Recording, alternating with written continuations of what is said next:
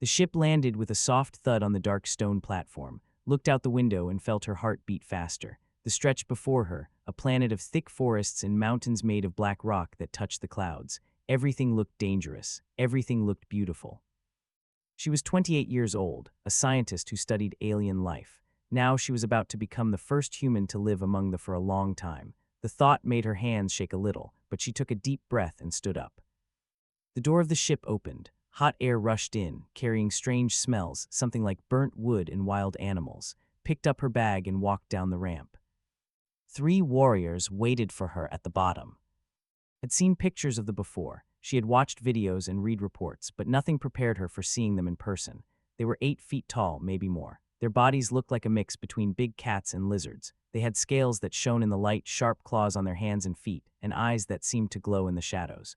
When one of them opened its mouth, she saw rows of teeth that could tear through metal. She was a small human woman standing in front of 3 apex predators. Her brain screamed at her to run, but she stayed still. "You are the human called," one of them asked. His voice was deep and rough, like rocks grinding together. "Yes," she said. She was proud that her voice did not shake. "I am here as Earth's cultural liaison. Thank you for welcoming me."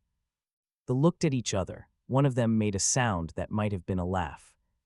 "Welcoming," he repeated. "Yes, follow us." They led her through the compound. It was a massive place built from black stone and dark metal. Warriors walked everywhere, their claws clicking on the floor. Every single one of them turned to look at as she passed. Some of them tilted their heads, studying her like she was a strange insect. Others showed their teeth in what might have been smiles or threats, she could not tell.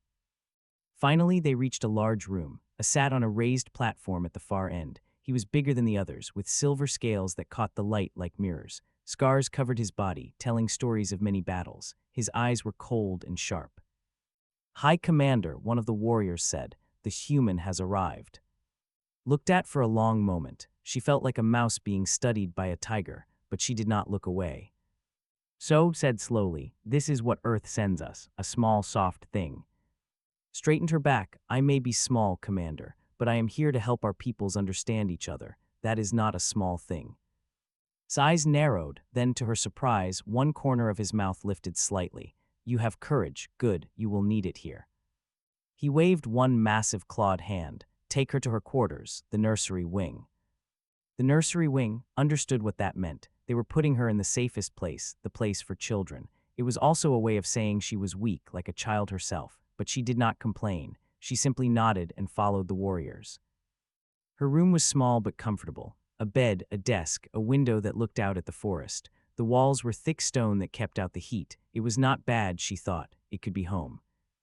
That first night she heard strange sounds outside her door. Scratching, soft growls, the padding of feet. She lay very still in her bed, listening. Something was out there, something was watching. She did not sleep well. The next morning, learned about the cubs. There were 3 of them, was the oldest, a female with dark red scales and eyes full of fire. She was bold and fierce, already showing the signs of a future warrior. Was a male with brown scales and endless curiosity. He touched everything, smelled everything, wanted to know everything.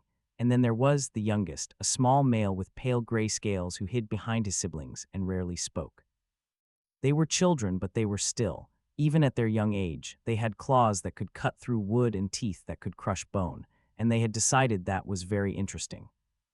She first noticed them on her second day. She was walking through the compound when she felt eyes on her back. She turned around, nothing, but she knew something was there. Later, she saw movement in the shadows, a flash of scales, a glint of eyes. The cubs were stalking her. They were practicing their hunting skills, she realized, and she was the prey.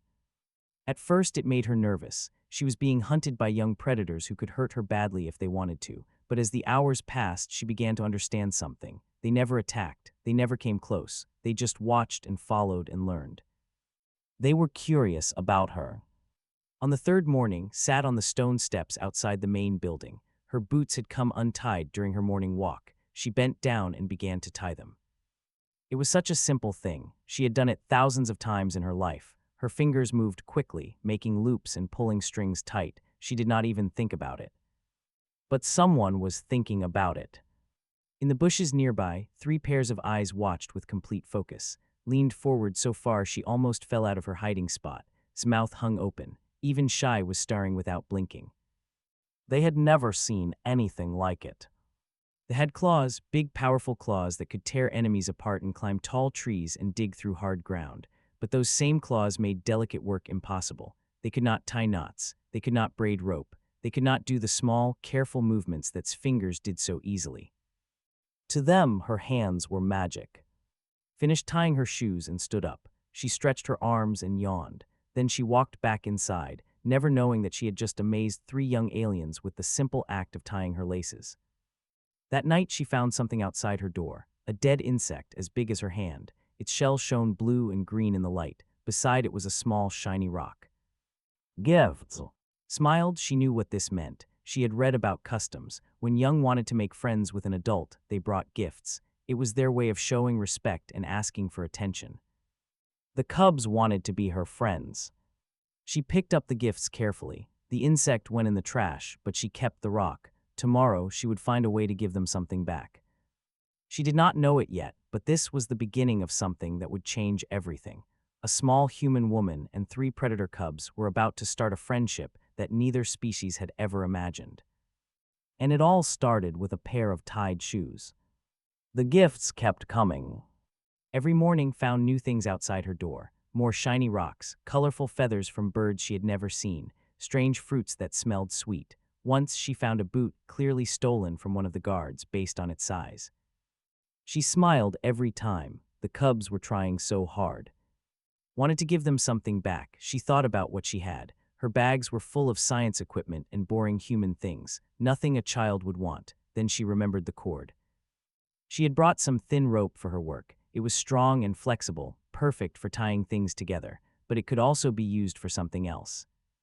That evening sat in her room and braided. Her fingers moved quickly, weaving the cord into beautiful patterns. She made 3 small bracelets, each one different, red and gold for, brown and green for, silver and blue for. The next morning, she left them outside her door and hid inside to watch through the window.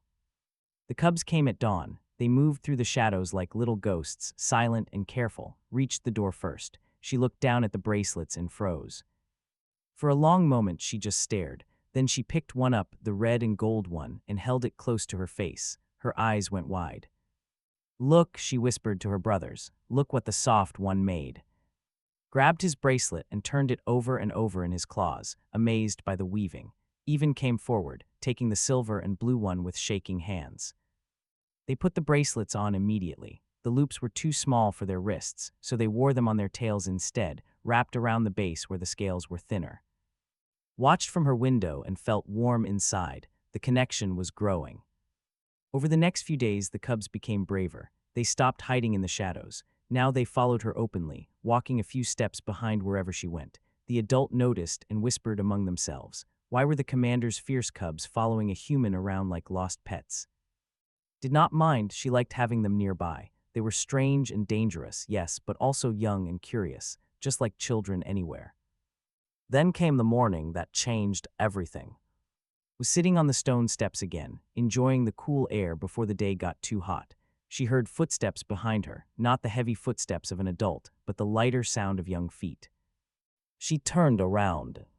Stood there alone. Her brothers watched from a safe distance, but she had come forward by herself. Her red scales caught the morning light, and her eyes were fixed on with fierce determination. In her hands she held a small metal file. Recognized it. It was a tool they used to sharpen their weapons. You said, her voice was rough and young. You make things pretty with your strange fingers. Nodded slowly. Yes, I can make things. Held out her hand. Her claws were long and sharp, but they were dull and scratched from playing and climbing. She looked at them, then back at. Make them pretty, she demanded. Make them shine. Understood. The cubs had been watching her tie her shoes, braid her cords, move her fingers in ways they could not copy. They were fascinated by her hands, and now wanted to use those magic hands on her. It was a big moment. Among the touching someone's claws was very personal. Claws were weapons, tools for survival. Letting someone else touch them showed deep trust. This young predator was trusting completely. Okay, said softly. I can do that. Sit down. Sat on the step beside her. She held out her hand, claws spread wide. Took the metal file and began to work. She was gentle and careful, smoothing the rough edges and polishing each claw until it gleamed. She had never done anything like this before, but her hands were steady and sure. Did not move, she watched with wide eyes as her dull claws became beautiful, shining things. When finished the first hand, the young held it up to the light and stared. Again, she breathed, the other one. Polished all her claws. By the time she was done, his hands looked like they belonged to a princess warrior. The claws caught the light and sparkled like jewels. Beautiful, whispered, then louder, Korin, come here. The two brothers came running. They looked at their sister's claws and their mouths fell open. Me next, said immediately, pushing forward. No, me, said, the first words had ever heard from him. One at a time, laughed, I will do everyone. She spent the next hour polishing young claws, kept wiggling with excitement, making the job harder, was so nervous that he almost pulled his hand away 3 times, but in the end, all 3 cubs had gleaming, beautiful claws. They ran off to show everyone in the compound. By evening, word had spread everywhere. The human woman had touched the cubs. She had polished their claws. The fierce children of the warriors had let a prey creature handle their most important weapons. Commander heard the news and came to see for himself. Was eating dinner in her room when the door opened. She looked up and saw the massive silver filling the doorway. Her heart jumped, but she did not run. Commander, she said, can I help you? Walked inside slowly. His eyes moved around the room, then settled on her. My children came to me today, he said. His voice was low and strange. They showed me their claws. They said the soft one made them beautiful. Nodded, they asked me to polish them. I hoped that was okay. Was quiet for a long moment. Then he said something that surprised her. They called you soft mother. Blinked what? It is a word in our language. It means a mother who is gentle, who cares for young ones with softness instead of strength. He paused. It is not a word we use often. They are warriors. We believe in power and fierceness. But the cubs, they see something different in you. Did not know what to say. She had only been here for a few days. She had only polished some claws. How had that become something so big? I did not mean to cause trouble, she said carefully. Shook his head. You have not caused trouble. You have caused confusion. He almost smiled. My warriors do not understand. They ask why cubs would want a prey creature to touch them. They whisper that maybe humans are not prey after all. Maybe humans are something else, something we have never seen before. He turned to leave, then stopped at the door. Continue what you are doing, he said. I want to see where this goes. He left, sat alone in her room, thinking about what had just happened. She was changing things. Without weapons, without power, without anything but her gentle hands, she was changing how these predators saw humans. The next morning she found all 3 cubs waiting outside her door at sunrise. They sat in a row, claws already held out, eyes bright with hope. Good morning, soft mother said. It is time to make us pretty. Laughed and sat down with them. She took out her file and began to work.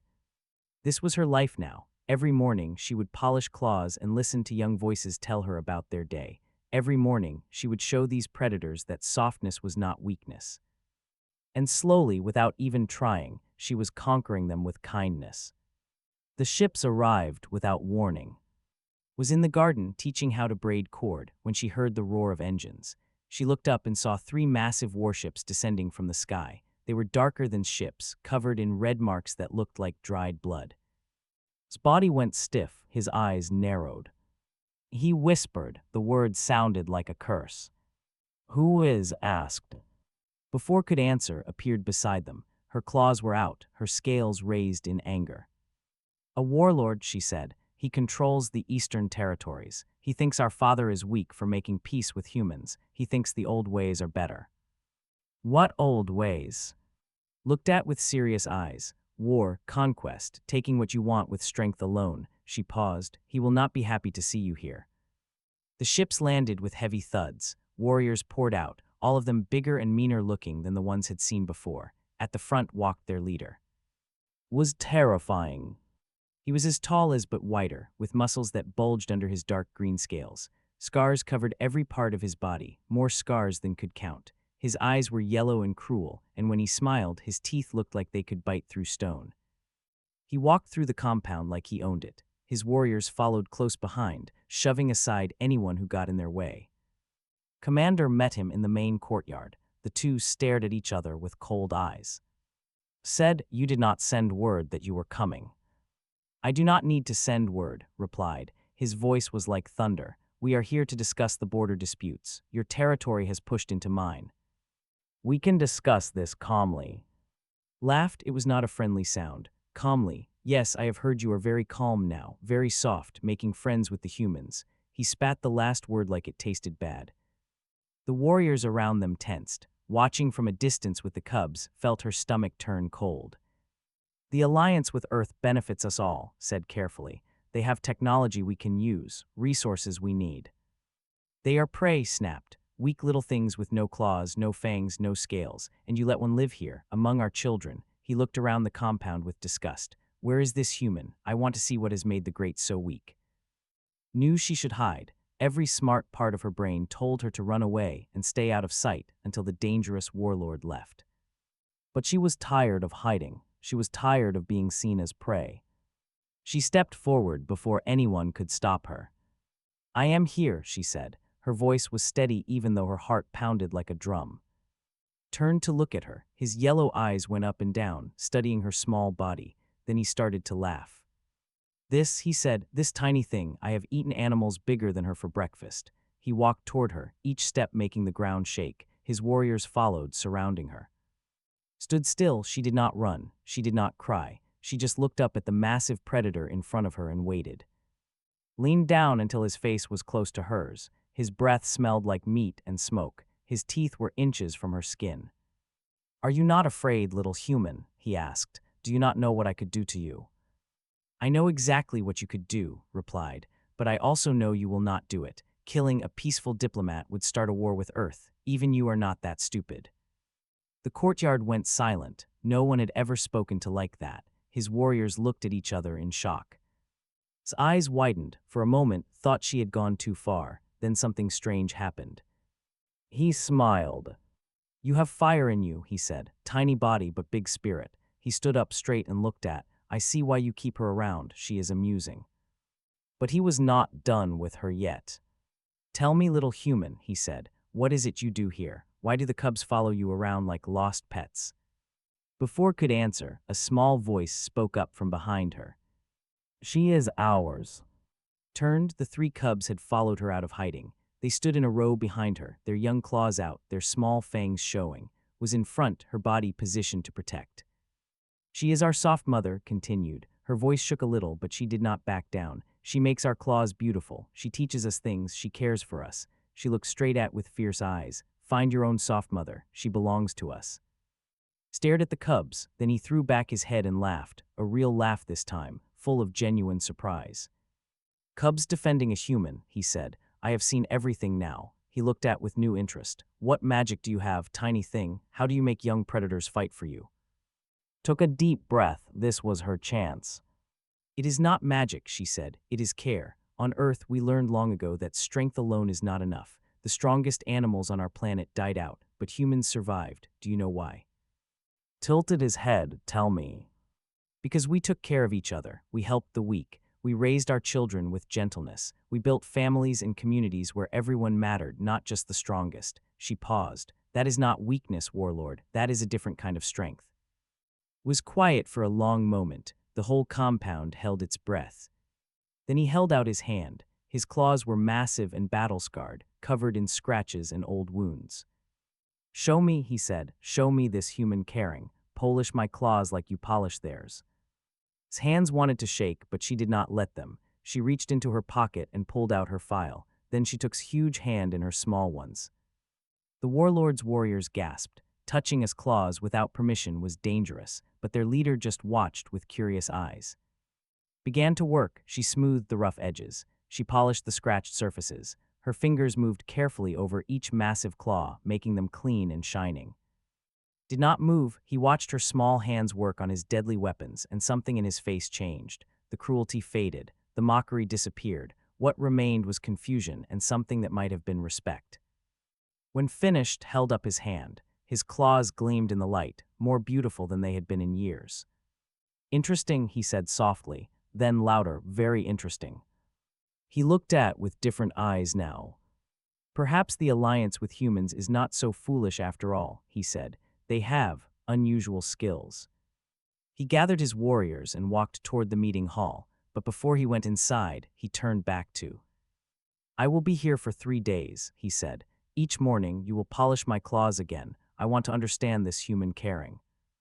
It was not a request, it was an order, but did not mind. Yes, warlord, she said, I will be happy to. When he was gone, the cubs surrounded her, was shaking with leftover fear and pride. You were brave, soft mother, she whispered. So were you, replied. She knelt down and hugged all 3 of them. They were warm and scaly and wonderful. She had faced a warlord and survived. More than that, she had made him think. She had planted a seed of change in a mind full of violence. And she had done it all with a small file and gentle hands. This was how humans conquered, not through war but through care. Commander watched from across the courtyard. He said nothing, but his eyes held something new when he looked at the tiny human woman surrounded by his children. Respect and perhaps a little wonder. The sickness came without warning. First noticed something was wrong when did not come for his morning claw polishing, then was absent too. By afternoon, Little was nowhere to be found. She asked the guards. They looked at each other with worried eyes. The nursery, one of them finally said, there is a sickness, the cubs are in quarantine. Felt her heart drop into her stomach. What kind of sickness? How bad is it? The guard shook his head. It is a childhood illness, high fevers, bad dreams. Most cubs survive, but he did not finish the sentence. He did not need to. Ran toward the nursery wing. She ran through hallways and upstairs, not caring who saw her or what they thought. The cubs were sick. Her cubs were sick. The quarantine zone was blocked by 2 massive warriors. They crossed their arms when they saw coming. No entry, one said. The sick must fight alone. It is our way. Your way's voice was sharp. They are children. They should not be alone when they are sick. They are, the other warrior said. They will become strong by fighting through the pain. If they cannot survive on their own, they are weak. That is our tradition. Wanted to scream. She wanted to push past them and break down doors, but she knew she could not win against 2 huge warriors with her small human body. She needed another way. That night she did not sleep. She studied maps of the compound. She found a window on the 2nd floor that led into the quarantine zone. It was small, barely big enough for a human. At midnight, she climbed. The window was hard to open, but she managed. She squeezed through the gap and dropped down into a dark hallway. The air smelled like sickness and fear. She followed the sounds of crying. The cubs were in a large room at the end of the hall. 3 small beds, 3 small bodies, 3 young faces covered in sweat and twisted in pain. Rushed to them. Was the worst. Her red scales had turned dull and gray. Her body shook with fever. When touched her forehead, it burned like fire. Soft mother whispered. Her eyes were glassy and confused. Is that you? I am here, said. Her voice was gentle but strong. I am here and I am not leaving. She looked around the room. There was nothing, no medicine, no water, no comfort of any kind. The way of healing was to leave the sick alone and hope they survived. It was cruel and stupid and hated it with all her heart. But she was human, and humans knew how to care for the sick. She found a basin and filled it with cool water from a tap in the corner. She tore strips from her own shirt and made them into cloths. Then she began to work. She placed the wet cloths on the cubs' foreheads. The cool touch made them sigh with relief. She found more clean water and helped them drink, small sips at a time. She rubbed their backs when they coughed and held their hands when they cried. Woke up screaming from a nightmare. He thrashed and howled, his claws cutting through the air. A lesser person would have backed away, afraid of getting hurt, moved closer. She whispered, "It is okay. I am here. You are safe." She held him until the screaming stopped. His claws came dangerously close to her face, but she did not flinch. When he finally calmed down, he looked at her with confused eyes. "You stayed," he whispered. "Of course I stayed," she said. "That is what mothers do." The first night was the hardest. All 3 cubs had terrible fevers. They screamed and cried and called out for help that never came in their language. Stayed awake through all of it, moving from bed to bed, cooling foreheads and giving water and singing soft songs from earth. She sang lullabies her own mother had sung to her long ago. The words meant nothing to the cubs, but the gentle sounds seemed to help. Their breathing slowed, their bodies relaxed. They stopped fighting and started resting. The second day was worse. The fevers grew higher, stopped responding to her name, had trouble breathing. The smallest and weakest lay so still that had to keep checking to make sure he was alive. Did not give up. She used everything she knew about xenobiology. She found herbs in the garden that might help reduce fever. She made a simple soup from supplies in the kitchen. She propped up so he could breathe easier and wrapped in warm blankets to keep his body temperature stable. She did not sleep, she did not eat. She just worked and worked and worked. On the third night's fever broke. He opened his eyes and looked at clearly for the first time in days. "You look tired," he said. His voice was weak but real. Laughed even though tears were running down her face. "I am tired, but I am also very happy." By the next morning, all 3 cubs were better. Their fevers were down. Their eyes were clear. They were weak and needed rest, but they were going to live. Finally let herself collapse into a chair beside their beds. She was exhausted beyond words. Her body felt like it was made of stone, but her heart was full. That was how Commander found her. The door burst open, stood in the entrance, his silver scales bright with anger. Behind him were the guards who had let break into the quarantine zone. "What is the meaning of this?" he demanded. "You broke our laws, you entered a forbidden area, you." He stopped, he looked around the room. 3 cubs were sleeping peacefully. Their fevers were gone, their faces were calm, and curled up beside them, barely awake, was one tiny human woman with dark circles under her eyes and torn clothes and an expression of complete and total love. Was holding onto her arm in his sleep. His claws were carefully pulled back so he would not hurt her. Stared at this scene for a long moment. When he spoke again, his voice was different, softer. "You stayed with them," he said. "For 3 days you stayed." "They knighted me," replied simply. "Our way is to let the sick fight alone, to make them strong. Your way almost killed them." His voice was tired but firm. "Strength is not about suffering alone. Strength is about having people who care enough to stay with you in the darkness." Was quiet, he walked forward slowly and knelt beside the beds. He looked at his cubs, really looked at them, and something in his hard warrior's face cracked. "I could hear them crying," he admitted quietly. "For 3 nights I heard them through the walls. Our laws said I could not go to them, but I heard every cry." "That is a terrible law," said. Perhaps reached out and gently touched sleeping face. Or perhaps we have simply forgotten what it means to be a family. He looked at, his eyes were wet. "You taught us something," he said. "You showed us that caring for the weak is not weakness. It is love, and love is a strength we have not used in a very long time." Stirred, her eyes opened slowly. "Father," she whispered, then she saw beside her. A small smile crossed her tired face. "Soft mother, you stayed." "I will always stay," said, "for as long as you need me." Reached out one weak hand. Her claws were dull again from the sickness. "Will you still polish them?" she asked, "when I am better?" Laughed through her tears, every single day. Stood up, he looked at with eyes full of new respect. "From this day forward," he said, "you are not just a diplomat, you are family, and no law will ever keep you from my children again." It was the highest honor a human had ever received from the and accepted it gladly. 6 months had passed since first arrived on the. She barely recognized the compound anymore. It had become home. Her mornings now followed a comfortable routine. She woke at dawn, dressed in clothes that were a mix of human and styles, and walked to the front steps. The cubs were always waiting. But they were not so little anymore. Had grown 3 feet taller. Her red scales were darker now, the color of old blood, and her claws had become true weapons. She was training to be a warrior, one of the best in her age group. But every morning she still sat down on the step and held out her hands. "Make them beautiful, soft mother," she would say. Had grown tall and curious. He spent his days studying, learning about technology and science. His questions never stopped. How do human ships fly? What makes their machines work? Why do they build instead of hunt? He wanted to know everything.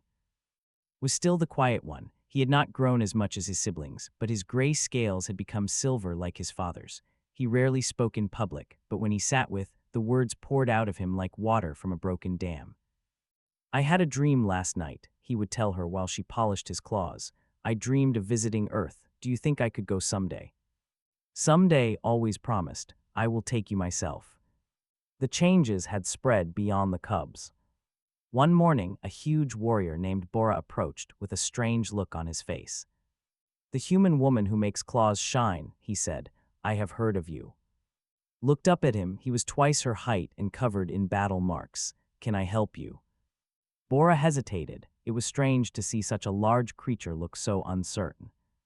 My daughter's getting married next month, he finally said. It is a big celebration. I want to look good. He held out his massive hands. His claws were chipped and dull from years of fighting. Can you make them shine like you do for the cubs?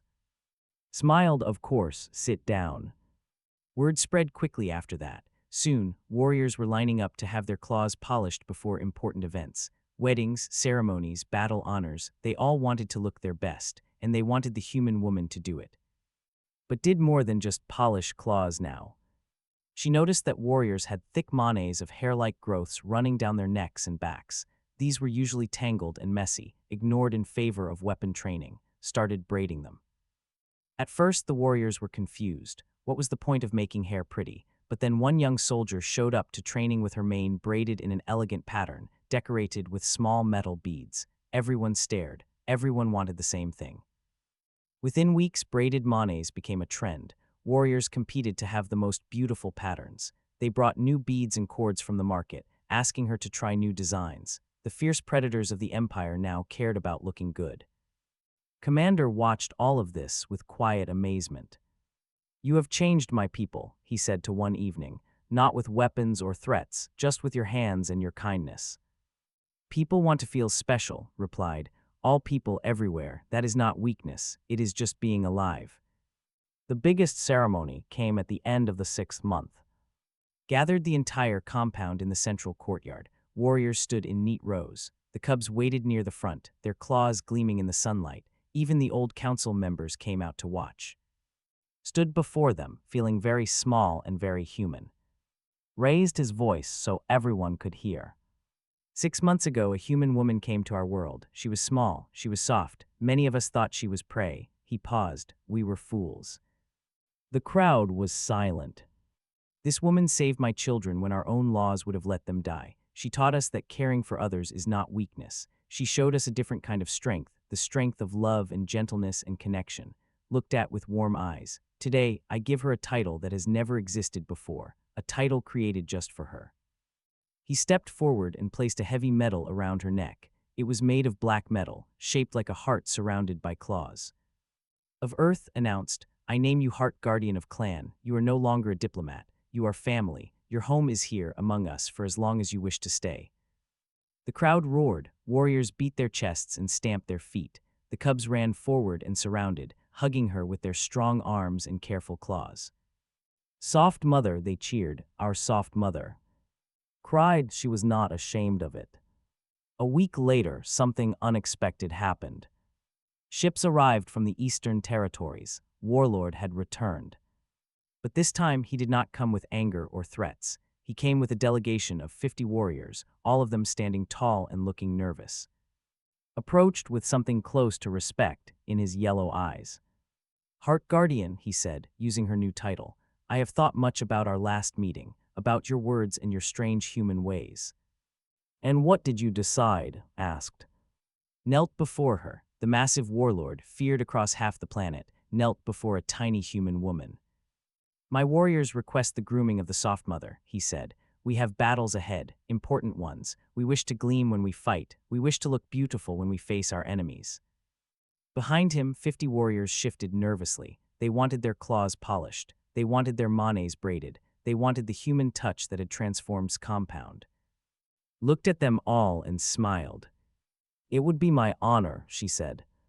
She spent the next 3 days grooming his entire army. Her hands ached. Her back was sore. But every warrior who sat before her left with shining claws and beautiful braids and a strange new feeling in their chest. They felt cared for, perhaps for the first time in their lives. When left, he clasped a small hand in his huge one. You have given my warriors something precious, he said. I do not fully understand it, but I know it matters. He paused. If you ever need help, Heart Guardian, call me. My army will come. It was the highest promise a warlord could make.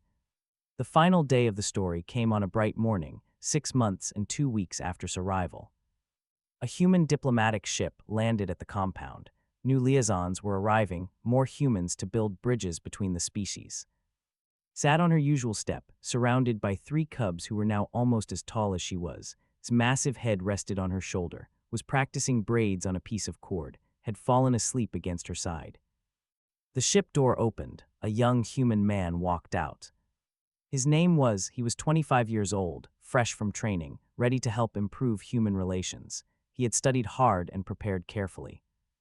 Nothing had prepared him for what he saw. A tiny human woman sat on the steps of an alien compound, completely surrounded by massive predators. Some of them had their claws in her lap, waiting patiently. Others had their manets braided with colorful beads. All of them looked at her with something close to adoration. And beyond them, rows of fierce warriors watched with protective eyes, ready to defend her against any threat. His mouth fell open, looked up and smiled at him.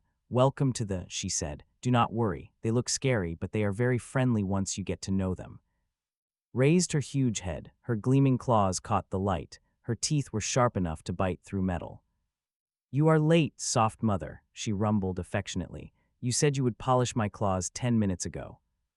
I know, laughed. She patted the massive predator's head like she was a house cat. "One moment." Stared, he had no words. This was how humanity had conquered the galaxy, he realized. Not with weapons, not with threats, not with power. With patience, with kindness, with the simple willingness to care. The predators never stood a chance. Held out her hand to the new arrival. "Come," she said warmly. "Sit down. Let me introduce you to my family." And as walked forward into this strange new world, he understood something important. Humans were not the strongest species in the universe. They were not the fastest or the biggest or the most dangerous. But they might just be the kindest. And in the end, that was the only strength that truly mattered. The story of the soft mother had just begun.